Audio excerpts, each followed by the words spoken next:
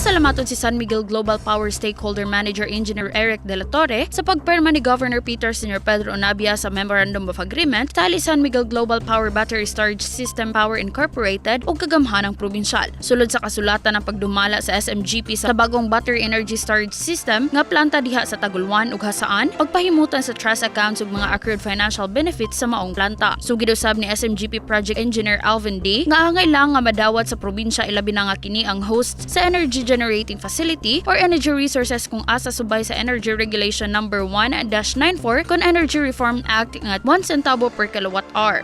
This will greatly help the NGCP stabilize the grid and therefore help the consumers. Misaksi sa pinirmahay ang mga SP board members, SMGP Stakeholder Manager Engineer Eric De La Torre, SMGP Project Engineer Alvin D, SMGP Consultant Mr. Dante Clareto ug gumampang mga bisita. Subay kini sa tinguhang makubsa ng kapobrehon sa probinsya sa SDPF program ug nakalatid sa paglaom development agenda ni Governor Onabia sa latrang P kon participatory governance.